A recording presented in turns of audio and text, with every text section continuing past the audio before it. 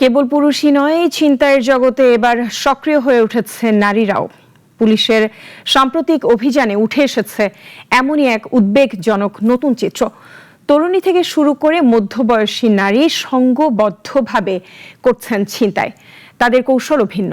প্রথমে বন্ধুত্ব, তারপর প্রেমের অভিনয়, ঘনিষ্ঠ সম্পর্কের ইঙ্গিত, আর সেই ফাঁদে পা দিলেই শুরু হয় সর্বস্ব হারানোর গল্প। কখনো নির্জন স্থানে, কখনো ভাড়া বাসায় ডেকে নিয়ে ছিনিয়ে নেওয়া হয় টাকা, মোবাইল, স্বর্ণালংকার। কোথাও আবার জিম্মি করে আদায় করা হয় মোটা অঙ্কের অর্থ। সম্প্রতি সিরাজগঞ্জে এমনই একটি সংঘবদ্ধ নারী ছিনতাইকারী চক্রকে গ্রেফতার করেছে পুলিশ। এরপরই বেরিয়ে এসেছে তাদের ভয়ঙ্কর প্রতারণা ও ছিনতাইয়ের চাঞ্চল্যকর কৌশল। বিস্তারিত থাকছে সিরাজগঞ্জ দক্ষিণ প্রতিনিধি সুজন সরকারের প্রতিবেদনে।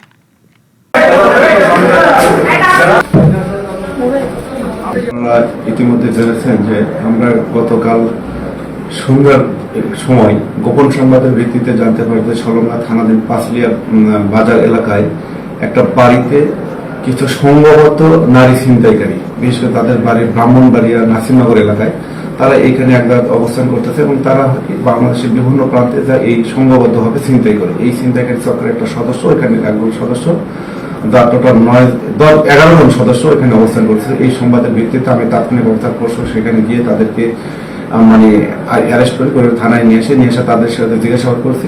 পরে এরা প্রাথমিকভাবে তথ্যগুলো জানার কাছে এবং আমরা তাদের পিসিপিআর গুলো যাচাই করে দেখছি তাদের বিরুদ্ধে একাধিক ছিনতাই মামলাগুলো আছে।